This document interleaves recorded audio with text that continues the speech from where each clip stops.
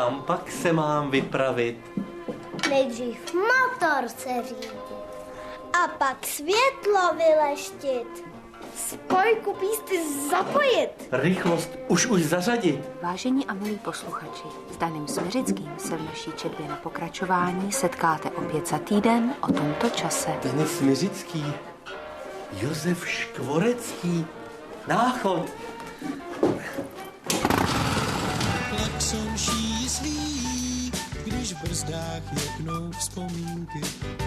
Vyplaší i zmiji, než kopce přejdou v rovinky.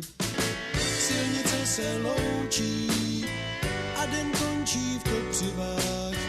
Na rukou mám broučky a teplo po nich přibíhá. Náchod, tato zemská brána na severovýchodě Čech. Byť dneska s trochu panelovou hradbou. Tudy se prchalo v době pobělohorské. Prý i Fridrich Falcký, zimní král, tudy utíkal. Kdo ví?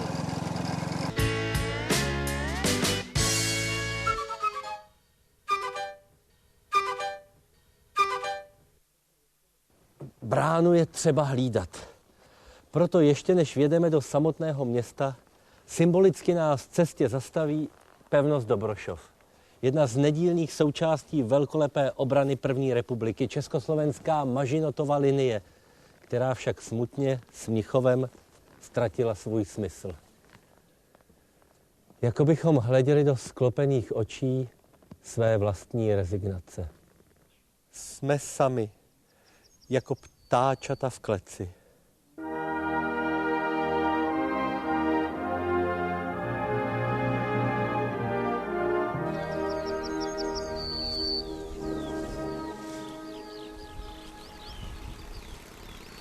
To všechno je však už více než půl století. Dnes ční pochmurné železobetonové stavby jako bludné balvany českého pohraničí.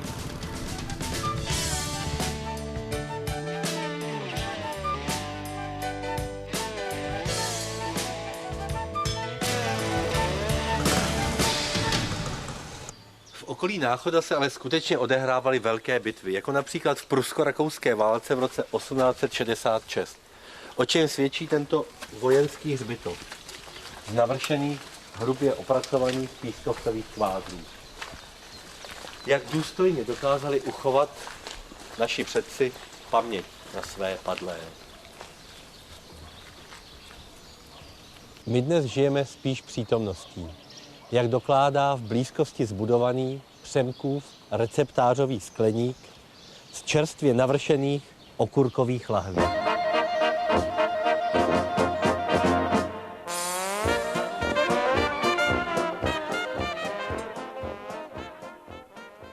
Sladkokyselé. A mezi stromy se již rýsuje malebná srostlice gotického hradu, přestavěného na renesanční zámek Smiřických. Barokní přestavba od Karla Lurága pro Otávia Piccolominiho, slavného vojevůdce 30leté války. Prostě panské sídlo vždy ovládalo okolní krajinu. A v jeho stínu krčilo se podanské městečko. Až do druhé poloviny minulého století. To zde začal mohutný rozvoj textilního průmyslu. Proto na náměstí, vedle téměř vesnického kostela s dřevěnými zvonicemi, nalezneme honosné neohistorické budovy.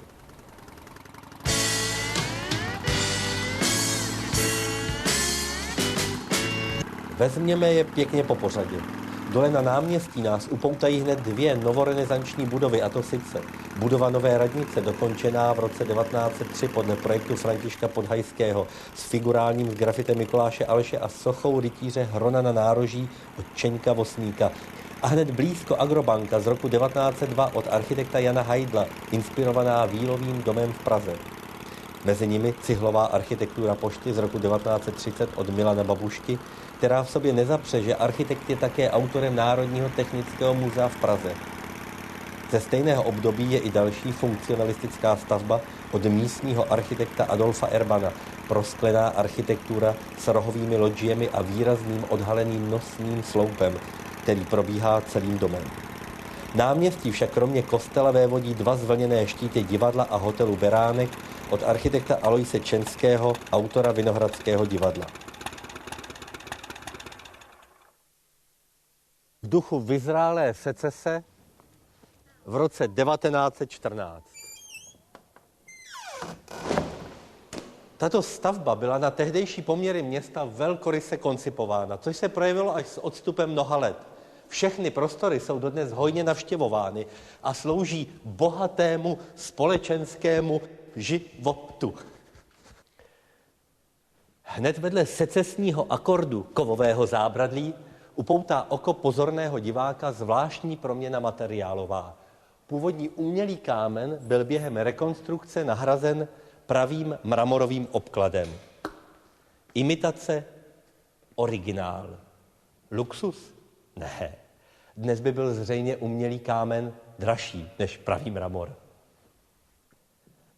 Stejně jak se tu originál prolíná se svou imitací, prolíná se na tomto takřka postmoderním Venigově obraze sveřepý Jiráskův skalák s Otaviem Piccolomínem, babička Boženy Němcové s moderním rytířem Bartoněm z Dobenína a vedle kněžny Zaháňské komtesa Hortenzie možná svým zasněným pohledem vidí Danyho Smiřického.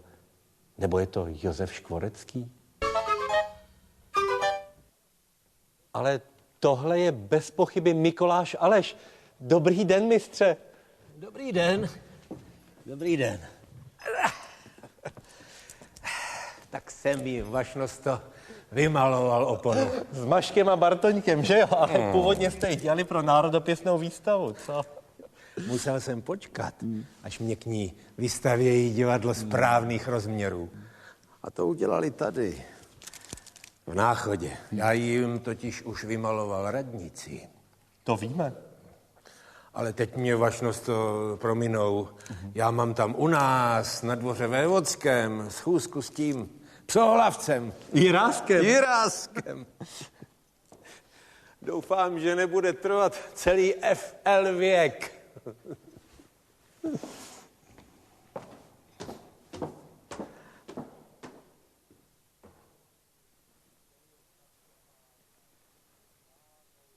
To je ta kavárna kávou, mlékem a cukrem oplývající.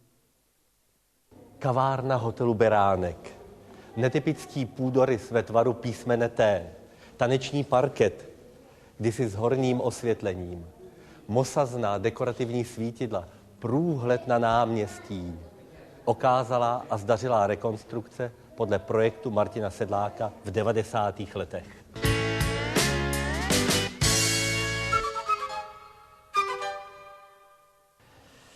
Jen ten nábytek. Původně zde měly být takové lehké, byť trochu nepohodlné židle. Ale město chtělo něco solidního, pořádného. Kupé první třídy v expresu Praha Medzilaborce. Pane vrchní, jednu černou kávu, jsem unaven po práci.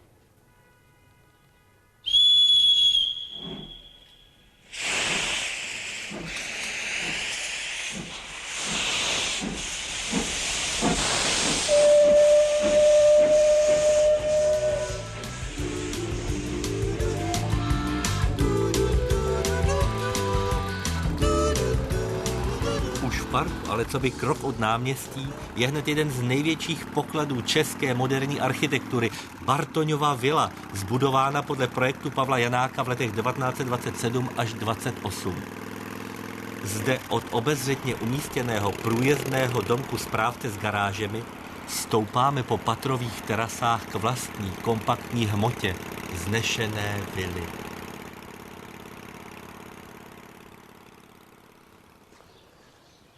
Janák vynikajícím způsobem zhodnotil parcelu, její terénní reliéf a situaci na půdorysu města. Vytvořil vedle již vžité typické dominanty zámku trochu skrytou, tím monumentálnější, vznosnou, sloupovou architekturu, jakousi novodobou náchodskou akropoli. Oproti tomu, jak vila zvenčí působí přísně a majestátně, překvapí uvnitř až horsky přívětivou, dřevem obloženou halou. náchodským dětem a mládeži v návlecích slouží dnes stejně dobře, jako kdysi Bartoňův z Dobenína, bez návleků.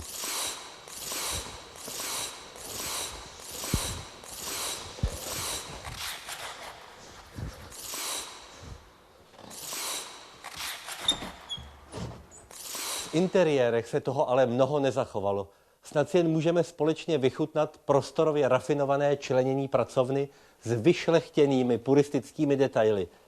Mramorový obklad krbu, zasklené vitríny, pracovní stůl umístěný do válcového arkýře se zaobleným zasklením, průhled na zámek, množství zabudovaných knihoven, vyknihováno, schodiště na ochos, pojďme stoupat výš. A teď pomalu, pomaloučku, potichu, potichoučku. Zde hrával Denis Miřický na terase Ládi Šerponě během válečných večírků, jakoby na okraji světa.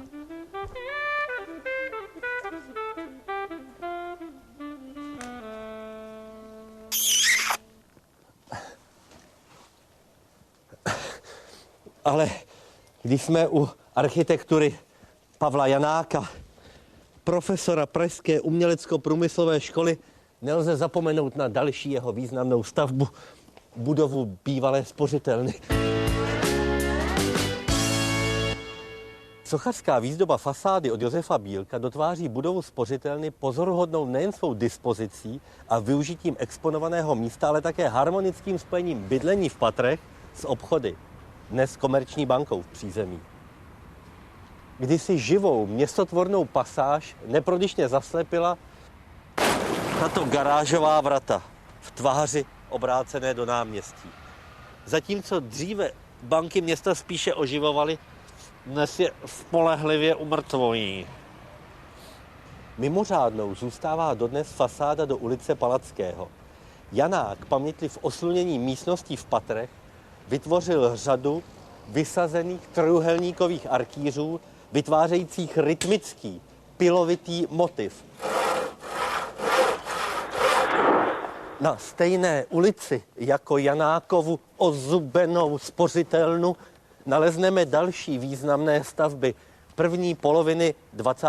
století. Třeba tento dramaticky řešený rohový obchodní dům Paříž, nyní Zefír, postavený v roce 1935 námi známým architektem, místním talentovaným rodákem Adolfem Erbanem. Hmota zaoblená půlkruhovými balkóny, rámovaná lizenou s prosklenými ovály, evokuje naše nejlepší velkoměstské stavby. Zaoceánské parníky českého funkcionalismu.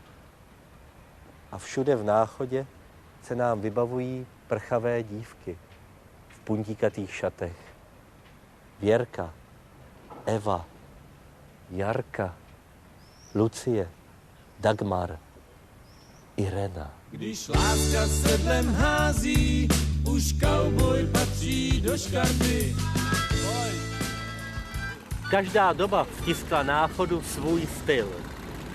Někdy musíme říct bohužel. Ale nenechme se odradit. Architektura světové třídy, dům továrníka Cyrila Bartoně od Otakara Novotného z let 1929 až 31. Dnes Městská knihovna. Ale protože se jedná o dům v skutku unikátní, vyplatí se zaparkovat motorku a prohlédnout si dům nejen zvně, ale i zevnitř. Ostatně zde měl být první náchodský autosalon. Zůstalo u bod.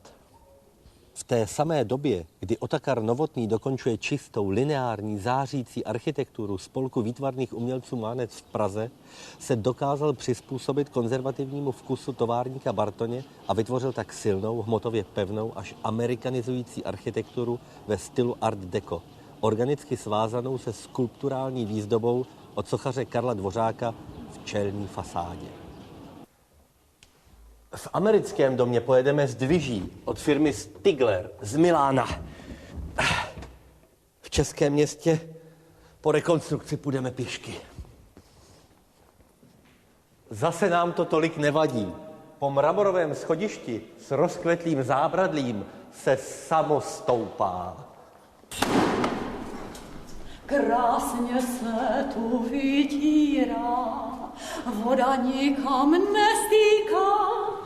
Dobře to vymyslel ten náš chytrý architekt. Zde je kulatý roh a vedle druhý zas. Proto voda nestýká, krásně se to vytírá. Stejně pozoruhodný je i dosti zachovalý interiér, na kterém společně s Otakarem Novotným spolupracovala řada význačných výtvarných umělců té doby. Například tato svítidla v barevném rastru stropu jsou z dílny Franty a Níže. Unikátní textilie skla erb navrhoval František Kysela. Reliéf portrétu majitelů je od Otakara Španěla. Je málo tak autentických interiérů. Rodinný kruhový stůl s židlemi s elegantní křivkou opěradla, nad stolem lustr, nad lustrem štukolustro, v jemných pastelových barvách na téma živly. Světlo rozářené v leptech figurálních kompozic. Můžeme chtít od vnitřního prostoru víc? Snad jedině kouzlo.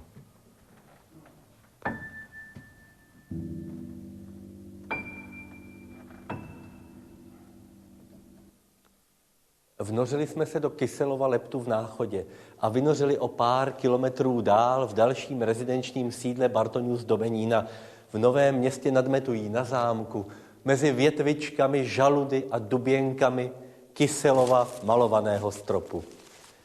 To, že měli Bartoňové vztah hezkým věcem, kterými se obklopovali, potvrzuje tento nábytek navrhovaný Pavlem Janákem ve stylu Art Deco a pozor, tady za rohem gobelínové tapety a hned vedle keramický krb od Heleny Jónové a tady všude kolem Pavel Janák 1924. A teď pozor. Žebrová síň od Dušana Jurkoviče z roku 1913. Až orientální svítidla. Kožené tlačené tapety. Těžký tradiční nábytek. Jednota řemesel a umění. Ale pojďme dál. Zimní zahrada od Dušana Jurkoviče. Organický secesní interiér s valounky vylovenými z meandrů řeky Metuje. Až katalánsky překvapivé. Olé! Naše kouzlo pomalu končí. Vnořme se do vlastivědné výmalby chlapeckého pokoje a přenesme se zpět do Náchoda. Jo, na silnici chlap je vždycky nejšťastnější. Trhni si čepici, dej. Plastová okna v legendární pivnici Port Arthur mohl navrhnout pouze zoufalý inženýr lidských duší v konci nylonového věku. Ach, to je smutek poručíka Borůvky. Žádná prima sezóna. A co na to Dany Smiřický? To je blbé, to je moc blbé. A kdyby to viděla Irena? Ty okna to jo, ale tady je to pořád dobrý.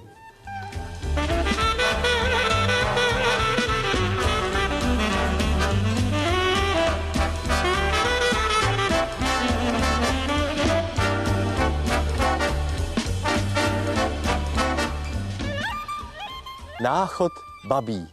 Řadová dělnická kolonie od Adolfa Loose.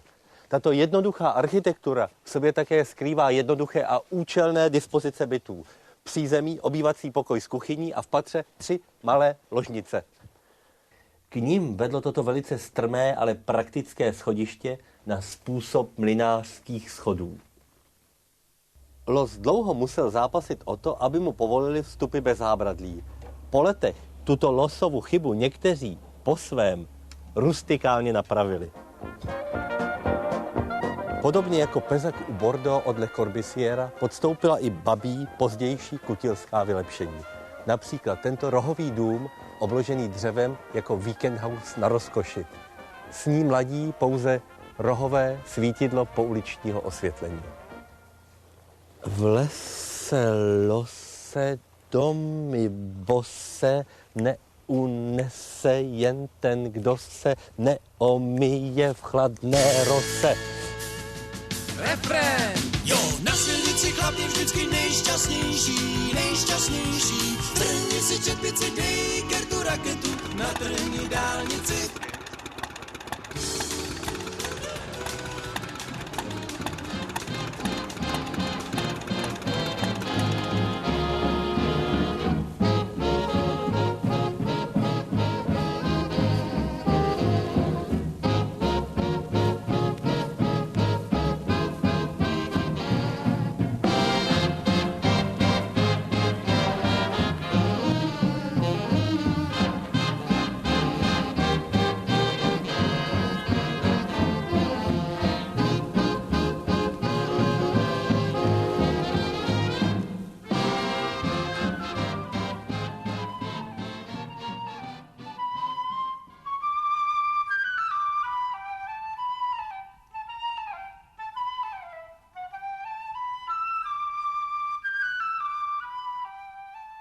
Hajaja vám popřál dobrou noc.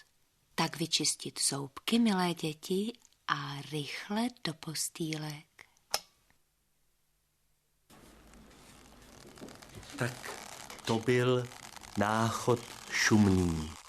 A každý dům, který jsme viděli, byl umný.